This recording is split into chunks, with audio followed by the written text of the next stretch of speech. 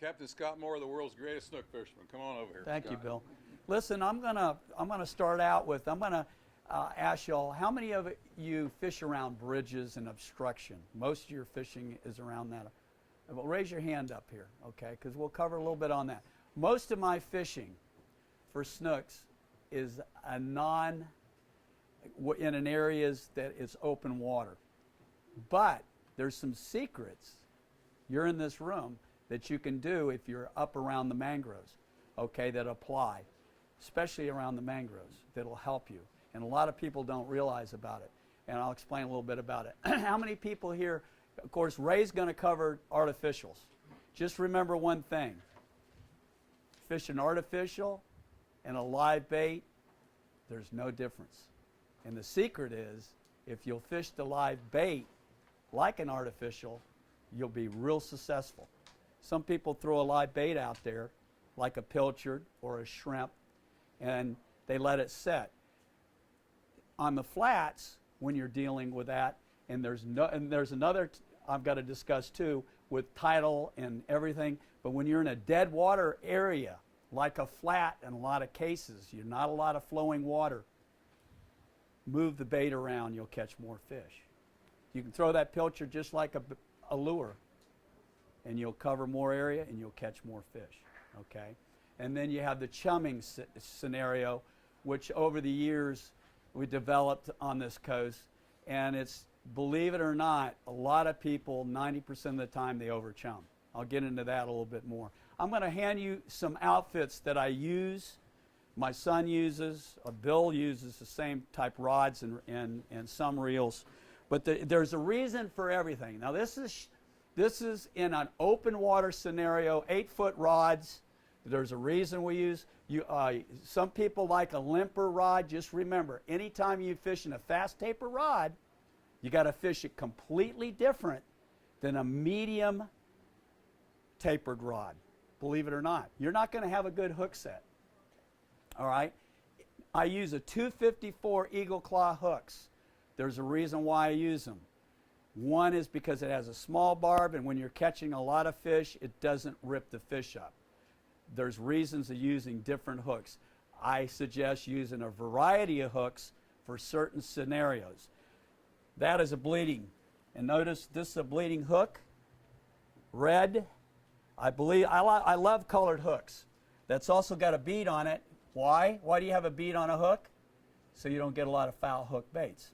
Now, you can use a loop on that, but when you're using that, you got to have control. You throw that bait out there, if you leave it limp, it'll turn around and it'll foul hook on you. Okay? 254 we use it because we have less foul hook baits when I'm using pilchards. That's the reason why I use it.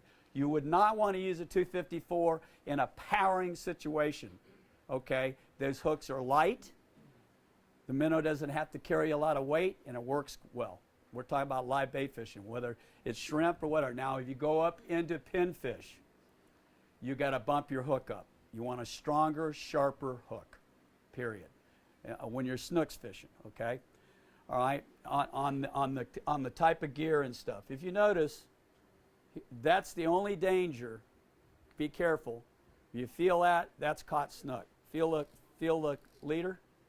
That's 30 pounds. See how frayed it is? Oh, yeah. So you're going to have to change it. When you're fishing a scenario on the flats, we usually use about a 30-pound leader. You can use fluorocarbon, or you can use, that's what I suggest. By the way, if you use a circle hook, the benefit, you can go down lower. Because most of the time, with a circle hook, it's hooked in the socket. So there's very less fray. Now, a snook, if he wants to cut the line with his gills, if it's 50, 60, he's going to go at it. He'll flare that gill and he'll cut it. It doesn't matter what leader you have on there. People don't understand that. And that's because you had a slack line and it's pulled up. How many people have had that happen? You pull up and whoop. Okay, you had a slack line on them, all right, if you got a bite. Anyway, there's a reason. The circle hooks normally are not 3s and 4s, okay, if you're using a pilchard, yeah. Now, yeah, we're talking about 3/0. Okay, now, on 254s, you got 1/0s and 2s, small bait sizes. You got to come down with your hook, okay, if you're using pilchard. How many people here use scaled sardines or Spanish sardines or pilchards? Raise your hands. Okay, when you can find them. Now, Scott, do you call a pilchard, is that the same as a greenback? Yes, ma'am. Understanding threadfin herring is a tremendous bait. It's gotten more into the fishery. Years ago, we used pilchards because we didn't have all the sophisticated bait wells, and threadfin herring were really hard to keep alive. The best way to catch a threadfin herring is by sabiki if you want the bait to live the longest. Because when you throw a cast net on a threadfin, it beats it up. It's got, that's why they called our pilchards a scaled sardine, okay, and a threadfin herring. But their scales are small, and you knock those scales down, it beats the fish up. And everything is about keeping the bait very live. Mastery, right there, he catches fish because he's got good bait. It's all about bait, even with kingfish. Doesn't matter, but snook too, all right? Also, with snook, they're not dumb. They're not stupid. Number one thing in the back of your head, yeah, they do get stupid once in a while, okay? Everybody gets stupid once in a while. But most of the time, they're smart. And that's the reason why people have a hard time fishing them, okay? They're also very, very acceptable to barometric changes. I consider a snook like a striper and a bass. It's amazing how much they are. A lot of fish are, but snook, they're really tough to that. They've been stupid the last 3 days, okay? I mean stupid. Anybody could go out there and catch a snook. It's the days in between I want to help you with. The days in between. Some of the things that will help you in catching these fish. I think the number one thing you have to learn, period, is your tides. Get critical in learning your tides. And also, a lot of you work and spend your times. There's different periods that the fish bite well. You got to remember, I'm a guide, so I fish all day. I don't fish just at sundown and sun up, which I could if I wanted to, but technically, that's the best time to fish them, bar none. Is when the sun's coming up, sun's going down, okay? There's a bite within 2 hours most of the time. And then you can bump it up if you have a change of tide. You'll always, all my seminars, you always tell me, you always hear me talk about the change of tide, which is big with snooks. All right, how many people here fish at night? Do a lot of night fishing, okay.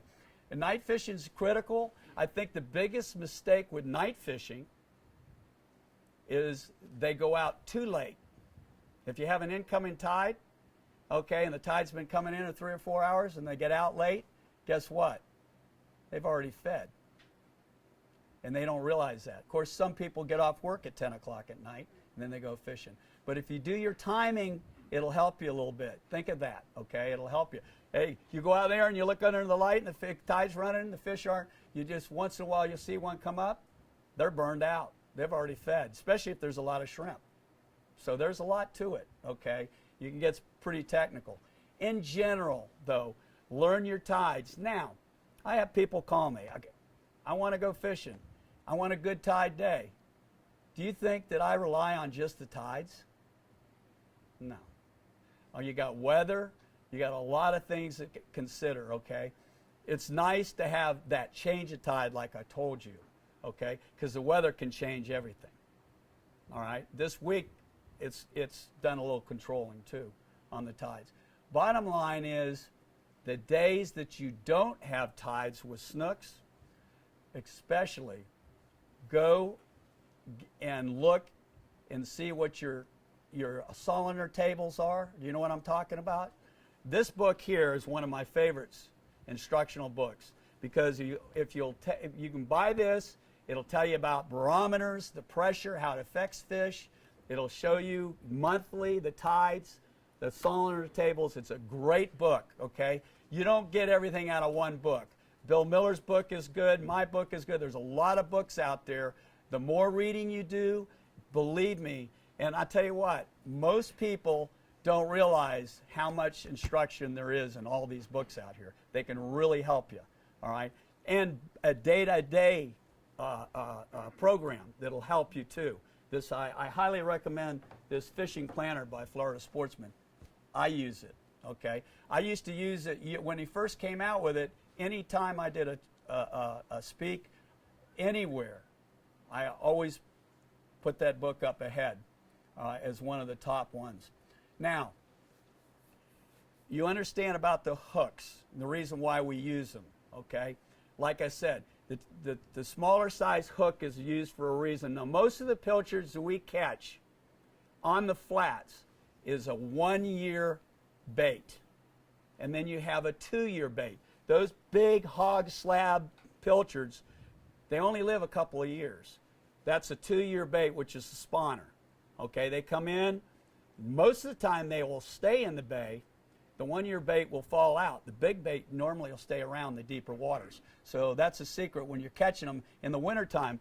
If you're catching little bait in the wintertime like that, something's messed up.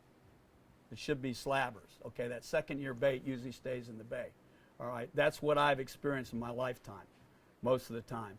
It drops out, the smaller bait, and goes south. How many people here fish with shrimp at night? For not a lot. This gentleman here. So raise your hands up a little higher so I know. About 3 or 4. Okay, with shrimp, a lot of people don't realize with a shrimp that is probably the hardest bait for a snook to eat. Do you realize that? A white bait can be the easiest. A snook, a shrimp does this motion.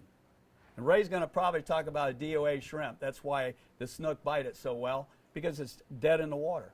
It's easier for them to catch it. Okay, it turns them on, and oh man, that was easy to catch. But if you take a shrimp, you put it in the water, what does it do? It really jumps. So a lot of time, it's hard for that fish to catch that. It's a harder, okay, so what in an outgoing tide scenario, where you're placing that bait, especially with a shrimp, is going to determine whether you're going to catch one or not. That'll give you something, especially at night. All right?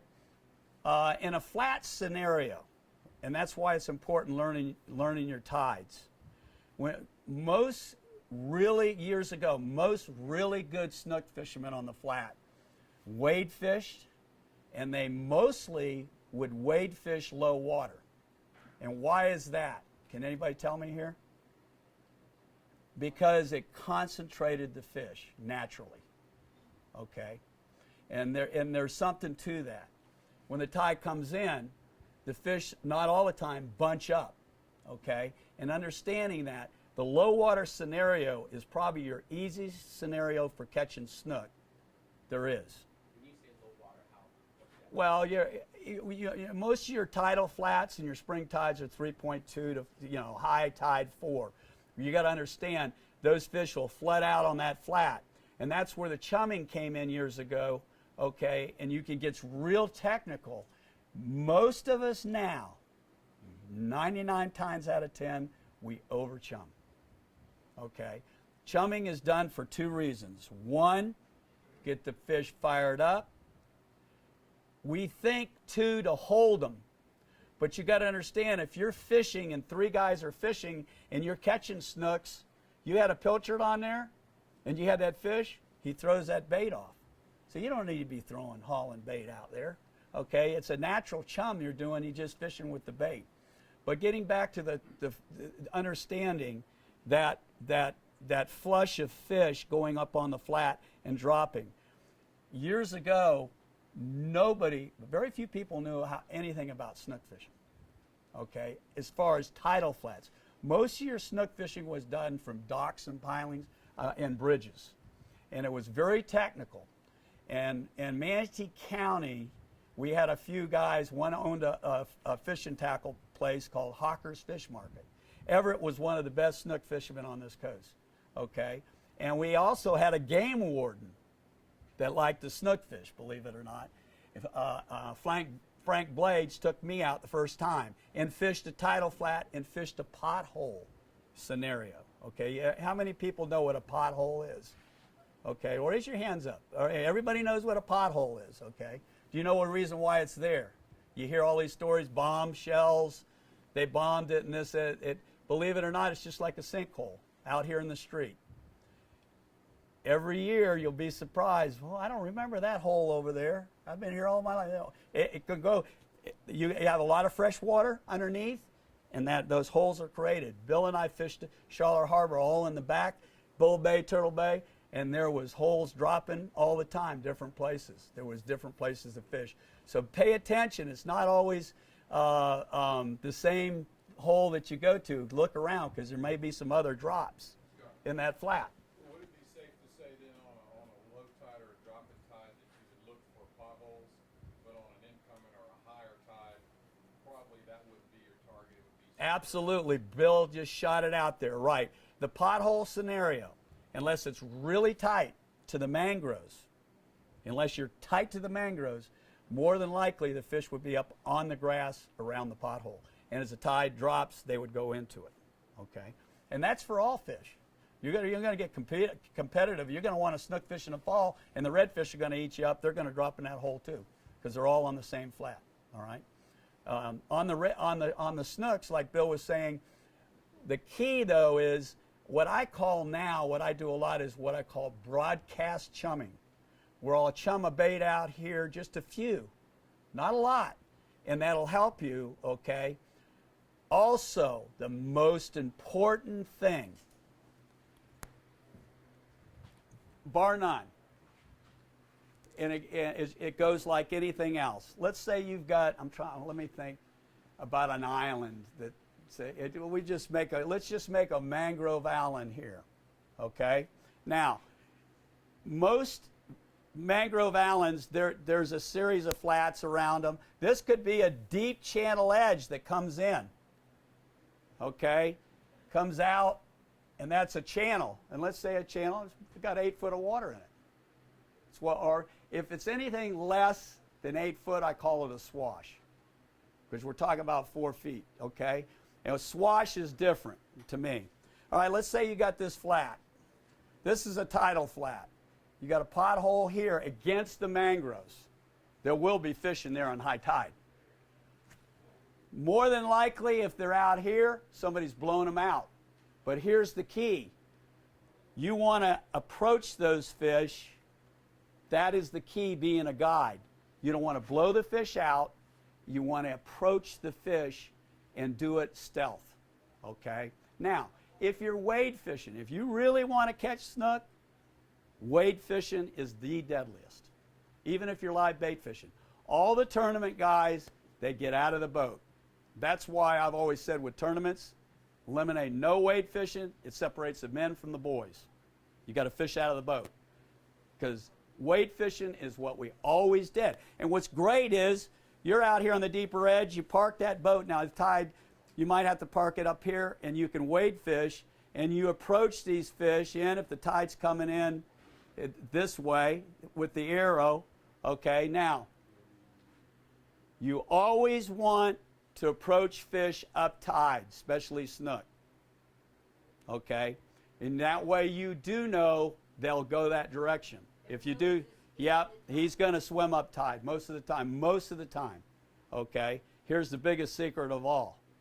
When you throw a chum bait out, which way is it going to go? Most instances, unless it's a fast tide. It's a big secret. You're in this room. Big secret. The bait's going to swim up tide. So if you throw a minnow here, that minnow's going that direction. Most of the time. Most of the time. And approach is very important. Very important. So when you think about that. Now, deadly is when you have a south wind blowing on a flat hard. What is wind going to do to fish? It pushes fish. Okay? So in a snook scenario, it will push them in tight to the mangroves. Okay? Even more. All right? On a high pressure day, those fish will lay way out here. They'll be way out on the flat where I can't believe it's high tide and they're way out there. It kind of messes the fish up. Okay? They don't have anything to lay into. There's no wind. That's why people have a hard time with no wind and without a tide. Now, if you have a strong tide, if I was to pick a favorite tide to fish and fish a mangrove scenario, oh, by the way, where would you fish on dead low tide? Dead low tide. Channel edge. Okay. All right. First of the incoming, okay, you want to get up here wade fishing. You know the fish are going to charge up this way. They're going to come out of that channel. You want to meet them. That's what I do as a guide. They're in that channel. I know they're going to come up. They got to go by me. Remember that word, go by me, because it catches fish. Not just the crazy chumming. I want them going by me. That helps me more than anything. And I'll tell you what, you will one day sit in an area near the mangroves and you'll catch everything and you'll wonder, in a pothole too. Trout, red, snook, snook, snook, snook, and you wonder, there's no way that 100 snook could have been in that little hole. It's because they're coming towards you and coming by you. Okay? All right? That'll help you. And if you think about that whole scenario, it'll help you. So, and also now, understanding the snook scenario now. Snook come out of the rivers, but they don't all come out of the rivers. Some years are different than others. They don't all come out of the rivers, and some come out later. You'll get pushes of fish all the way to May to June. The big stop seemed to be on the moons was the full moon in June. I can always remember that. I can always remember that fishing the mouth of the river, and there being another big push of fish coming out like Emerson Point, come out of the river. So they don't all come out at once, understanding out of the creeks and river, and they don't come out. Some of them stay in the rivers. You can still catch fish up in the river scenarios. The main key, though, too, with that is bait. And in my book, I talk about a bait that is here year-round, that is common. And you'll see that in my book, that's secret, okay, when it comes to snook. And by God, if that bait is there, there's snook around. Not just snook, everything. It's the #1 bait in the estuarine system, bar none. I don't think any of y'all can know what bait I'm talking about. What? Nope. Oh, you have to read the book, then you'll know. You'll have to read the book. I'm surprised I don't have any questions about this flat, though. Okay? But approaching the fish makes a difference. Now, you can get out there and start chumming and flinging bait and all this and get lucky. But if you approach these fish properly, it'll help you. There's a lot to it. There's a lot of my... And by the way, that's one island, one key. Okay? Now, if you're wade fishing and you've got what I call a swash channel, and you know what a swash channel, you'll see a white indentation going up on the flat. And it may be just maybe a foot deeper than your actual flat itself, but it'll hold fish, and that's the roadway, okay, up here. All right? And if you're wade fishing and you channel that and fish that like on an outgoing tide, you can actually fish those fish going out. All right? Same scenario when Ray talks about artificials, that'll help you too. Same deal. You fish live bait and artificials the same. And Ray, even more with artificials, and some of it is approach. It's just like you don't storm out on the dock to catch a snook. That's the worst thing or you don't show them your shadow. Okay? By the way, if anybody in this room thinks that birds flying around doesn't do damage to your fishing, those fish don't like that. You got to really, really get chumming to do any good with birds flying around. I try to have no birds flying around when I'm fishing. And if they do, they attack me because somebody else was chumming bad. We over-chum the fish. You don't need to. That's what I'm trying to get across. I catch a ton I had a gentleman out the other day, Scott. We caught all those fish, and you know what? You did very little chumming. I said, you don't need to all the time. There's times you do, but we over-chum way too much. So would you just do the opposite for the outgoing tide then? As far as approach, yes. Just don't, if you're going to wade fish. But most of it, by the way, don't think that those fish don't feel your boat. Okay? When you move your boat around, you want to move it you gracefully. Don't push hard around when you want, if you want to reposition your boat. The new polling devices we have today helps immensely. Yeah, if you see these tournament fishermen, boom, boom, they got two. They don't want that boat swinging. Those fish feel that. And snook are the same way. It's very important, okay? Now, if you can't afford that deal there, you can use an anchor and just use a stick. It'll keep your boat from swinging. That's a big, and let me tell you, snook don't like that boat swinging. Most fish don't like that. They think it's a porpoise or a shark. That you're pushing a wake, a pressure, and it'll spook them off. Okay, that'll help you a lot. Now, let's say we're up against the mangroves. Okay, a hook set on a snook is very similar to a bonefish. Most people they think they got to have a hard hook set, unless you're fishing big baits, big hooks, and big fish around bridges. That's a different story. Most of the time, on a hook set on a snook, if you will bring the rod up 12 o'clock, and he bites that, he takes off, he hooks himself. And biggest mistake I see is people will come up, think they got the fish hooked, and they start this pumping, which you see on television. I don't know where this came from, okay? Because that, with the new equipment we have, with the fast taper rods, with the braided rind, is no good. Real slow. Tight bend. Not too quick. Not that quick stuff, because it takes that tip out with braid, all right, and it works that hook out and that fish is gone. Okay, come up, straighten up on him, let him fight that rod tip, okay? Bill was talking about his wife, Debbie. You want to learn something, if he's got any videos, it doesn't matter what kind of fish, it's very important, okay? I had a woman teach me how to fight a fish. I learned from a woman, okay? All right? And really, it put everything into perspective. I lost fish after fish, a lot of tarpon, a lot of big fish, because I thought I knew something, okay? But that'll help you, especially on a snooks. He's going to take off and he's going to rip, and you don't want to be pumping him while he's going, okay? Also, he's a fish that actually, when he jumps, you do want to keep a tight line. You don't want to bow to him. You don't want, just not a rearing, but just a little, okay? Here's the secret, though. What do we do with those rods? Let me give me that 7.5, not the real long. Let me that 7.5. This I think will help you. Okay, we're fishing against the mangroves. Now look, some people are good. They can fish a bait down, and they can actually hook a fish, okay, with a bait down. But this is important when it comes to these fish. It doesn't matter what position you're going to fish that rod is a control of, especially on a snook. You see how that rod, all the rods now are fast tapered. Do you understand what I'm talking about, fast tapered? There's no bend in here, okay? So with a little stronger, now if you have a softer tip, it's really important. If you want to have fun with it, you cannot be whipping that rod around. You'll lose a lot of fish, and they don't understand that.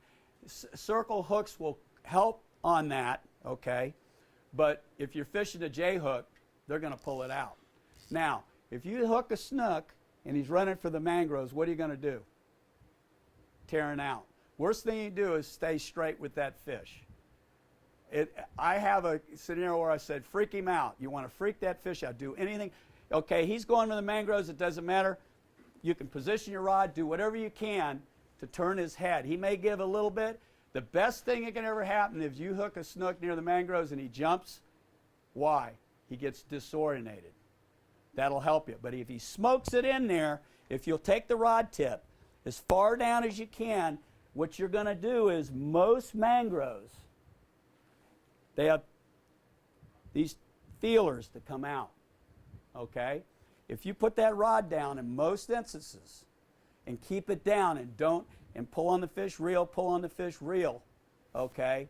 And feel him, you can catch him. Get him out from underneath there, especially with this braid. Years ago with mono, it was almost impossible.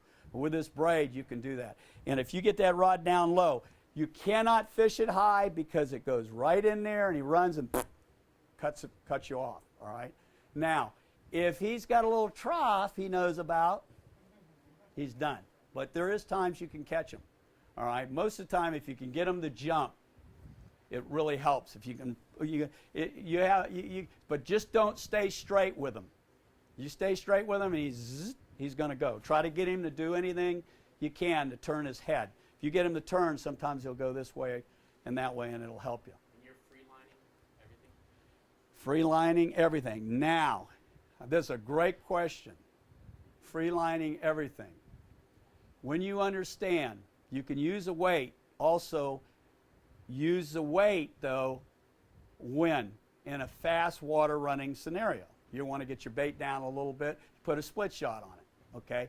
And, all right, now, in a fast water situation, also, if you don't want to have too much bait, what do you do to get your bait down? You don't fish your bait straight up here.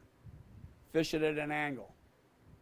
You throw it out, let it sweep, and it'll drop a lot of times. Also, you can belly hook the bait. Question, Scott, on the split shot, would you have it right down on the eye of the hook, or would you slide it up a little bit? Well, here's the thing. The closer to the hook, it slows the bait down. Think of it that way. We call it a knocker rig today, okay? It's called, anytime it's on the hook, we call it a knocker rig. Up here, your bait's going to swing a little bit. It's going to be more active. It's not going to be as active down here. It's going to be more of a dead bait. Don't think they won't eat dead bait. I never talked about dead bait fishing because it works, all right? All right, it works. You guys are getting your money's worth right here. It works. So now that you said dead bait, I'll tell you a little secret, okay?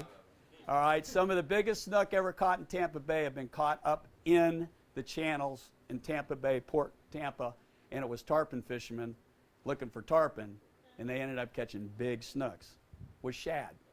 Snook love shad. They love, the bigger the fish, the nastier, deadier the bait.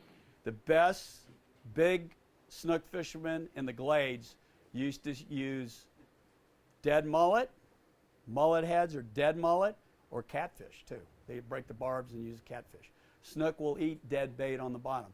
Ladyfish is probably one of the nicest to use, okay, as far as scent. Also, understanding you cutting these baits up and dead bait fishing on a flat. It's a boring thing, but it works, okay? All right? Is it attracts other fish, like pinfish and everything come in and start eating on it, and that snook goes right over to it. And you're just using a whole finger mullet? You can use whole finger nullets. Most of it's pieced, okay? All right? Or shad. Shad work big for big snook. It's a different scenario of fishing, okay? But it does work. By the way, snook will eat, this time in the spring, they're a big, huge crab eater, especially small blue crabs. They on the bigger fish, okay? They will eat them in like in Bishop's Harbor, in Cockroach Bay, in those areas is flush of small crabs. And in the first of the spring, you don't have pilchards up in those areas. You got that bait that I was talking about in my book, okay, that's here year round, but not, there's certain fish. And of course, number one bait for all the fish, our whole fishery is based on one thing. If you don't have the groceries, you're not going to have the fish. And you got to have it. What is it called? Shrimp. Bar none. Everything eats shrimp. Tarpon are huge shrimp eaters. Snook are huge shrimp eaters. They rely on it. In the wintertime, that's another one bait, is shrimps. They're huge shrimp eater in the wintertime, okay? You said those are hard. I'm sorry, sir. You said those are hard to actually use as bait. So Well, understanding, okay? Now, when I said that, I forgot to tell you something. Then I don't even know if they make them anymore. Jay might remember these. They had a bait. They had a hook that they used, was a weighted hook, a troll right, that was deadly on snook, and you implied it right in the head of the shrimp, And on a fast going tide, you could fishing around it was deadly. You'd probably use a jig head, but this thing worked. It was the #1 bait scenario on the Manatee River Green Bridge area for catching snook. Was a troll right, and also you could troll them too with a shrimp. All right, and it's because the fish was able to catch it, and you had the yellow and white attractor. Anytime you have color, it attracts. It helps. Bill, you had a question. You ever use corks, floats? Okay, a good one. All right, now, if you got that little bucket of pilchards, you maybe have 50. When you have that that cork, you just bumped it up to about 100, because it'll work like chum for you. Now, you can overdo it. Understanding about a cork, okay, the #1 thing a cork does that a lot of people don't realize also, snook fishing with a cork, the #1 thing it does is it slows your bait down and it makes it easier for them to catch it, #1. Okay, I'll be fishing, throwing a free line bait, and I'll turn around, put a cork on, and immediately catch a snook. And it's because they're able to catch that bait faster, a little bit easier. All right, #1. It also can be used as an attractor. All right, when you pop it or when you rattle it, rattle corks this time of year work really well. You got 2 different sizes. Also, it makes you able to throw your bait farther in a lot of instances. It also, when you're fishing tight on the grass, you're able to see exactly where your bait is. For instance, if you had a pothole and it'll tell you where your bait is. Even if you're fishing a pothole, you can use a cork. Because if you had an outgoing tide, all right, and you throw that cork not on the hole, you want to present your bait. A lot of it is presenting your bait. That's what gets your strikes. And that fish is locked in this hole. If he's in that pothole, he's in there for a reason. He's locked in. It's an ambush to come up, anything sweeping over the hole. So you throw the cork up here and let it drift to the hole, and boom, he hits it. And you'll see a lot of times they'll come out. It's an attractor. It works as an attractor.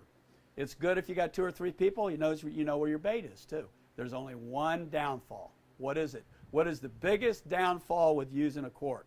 Period. Losing the fish. It gives them an able to whip around and do this. Okay. So, and you got to fish a tight line all the time. All the time. In the rod position, you got to have a tight line on that baby all the time, especially when he's drumping. I think, though, if that's a time that you want to use a circle hook. That's the best time to use a circle hook. It's harder for the fish to jump off with a circle hook. With a 254, they're going to get off. They'll shake it around, and you got to keep a tight line. That's a good, Bill. I like the circle hook when I'm using any kind of cork scenario. It works the best for me, anyway. From the point of overchumming, how many fish would how many bait fish would turn off a light? How many fish would a snook eat before he'd stop eating? When you go up on that flat, you got fish there, okay? If you got fish in a pothole, all right, you might chum a couple, but why would you spread them out? You don't want the fish all over the place, okay? They're banging over here and bang. You see that. A lot of guys do it just they want to, for the excitement, which is fine, but what happens is if you want to fish that spot for a couple of days, they just get what we call chum shy. And they're going to eat the chum and they're not going to eat your hook, okay? Snook are smart. You'll go there and they'll bang that bait. You throw your bait out there and try to get it eaten. Okay, and you'll see. You'll hear the word chum shy, and that's what it's got, because they've been over chummed. Okay. Also, fish, just because they went after that bait, that's an immediate reaction. Some of them don't eat it. They just charge at it. It's a natural, I'm not so sure that snook aren't just like mackerels and stuff. They keep feedings. There's a period where they just regurgitate. There's no way. Their stomach is that big in some of these fish. They just feed and feed and feed. Okay, there's no way they can eat all that. All right, and it's a process. Not all the time. Those snook, though, like I said, don't think they're dumb. So if you key things in, your tides, your moons, your time, you don't want to be, like I said, you don't want to be too late in the tide sometimes. especially if you're night fishing. How many people night fish underneath the light? I was talking about power. Okay, underneath the lights, people ask me about leader material. That's the time you would want to use what? Fluorocarbon. Because that light's going to set everything off. And your lines. And your lines. It gets real technical. Okay? If you want more bites, you gotta talk to some of these guys that fish at night. And I started out when I was a kid fishing at night. I grew up on the city pier and the rod and reel pier and fishing the piers. And I was very fortunate. And I'll tell you what, I used to catch a lot of snooks. And Salty Saul Flashman and Helen loved me for that. Okay? Because he lived in Anna Maria and they loved snook. And I used to catch him a snook in the mornings. Scott, let's wrap it up by, we've talked about technique and baits and how-tos. Give us some spots. Okay. First of all, what's great is you've got all these popular areas. Just remember, the Alafai, the Little Manatee, the Manatee River, any creek, especially if anywhere in these areas there's 20 foot of water, it's going to harbor snook in the winter and they're going to migrate out. So anything that's adjacent to that, and you think this will really help you, those fish are going to come out of the river and they're going to go towards the beaches. Not all of them are going to plow out to the beaches, okay? And when they do, they're going to come across, like right now. All right, they're in transition, they're coming out. Not all the fish come out at one time. And there's areas, now even down at Boca Grande, any of those areas, Bull Bay, Turtle Bay, any of those bars, they drift down those bars and go out to Boca Grande Pass. It's not a one big push, okay? There is also big pushes on your spring tides.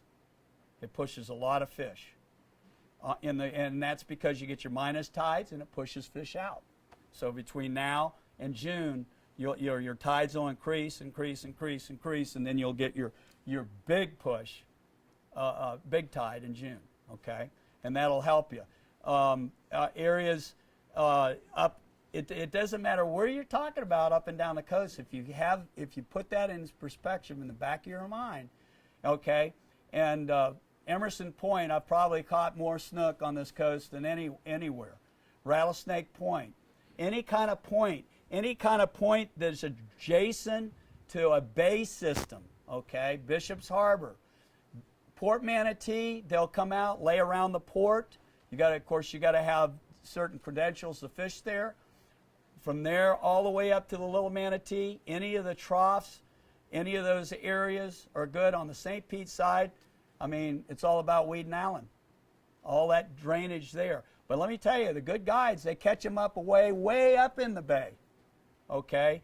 Way up in the upper reaches. I don't have a map, but to tell you. But if you, in general, if you understand what I'm talking about, those fish are going to come out of the river, so they're going to go. Huge in Manatee County is what we call Seven Pines, Robertson Preserve, Perico Harbor, okay? That's a huge fluctuation of fish that come through the year. Charlotte Harbor again, Bull Bay, Turtle Bay. All those fish are coming through those bays this time of year. How long do you fish? Debbie, Chris. Captain Scott, have you ever had any success snook fishing up the beach? Absolutely, and we didn't talk anything about beach, and I apologize. Yes, the biggest mistake on the beach is everybody standing out there, and the fish are right here.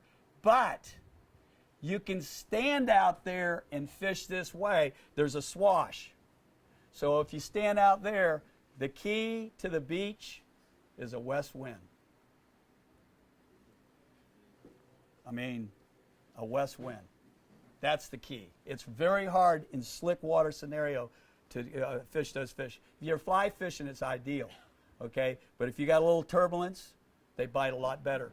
They get in that swash. Now, that's not saying if you have obstruction, groins, they love groins, any kind of break. And a lot of time the reason why fish get around break is they want to rest, just like you and I. They're tired of fighting the tides, okay? That's number one. And it also gives them some relief they can run to if there's a porpoise or something after them like a shark. They can get in there and get away from it, and get up away, and the beach scenario. But if you'll understand, I really like the west wind. Okay, a light sea breeze for fishing the beach. Any further questions for Scott? Nothing? Okay. A pinfish, greenback, whitebait. Which one would you pick? Pinfish year round, whitebait spring and fall. Okay, it's kind of. Those are in the nose or in the tail? No, it depends on the scenario. Fast running water in the nose, in the tail, dead water. Okay, anytime you hook it other than the nose, it's going to give off a vibration, which I didn't talk about. Snook have a lateral line, and when you create a vibration, they feel it. And listen, I'll be here till 12.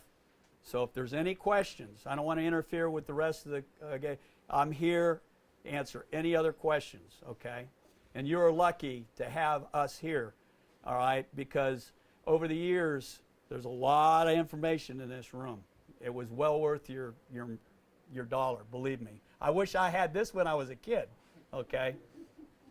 Thank you for coming out, all right?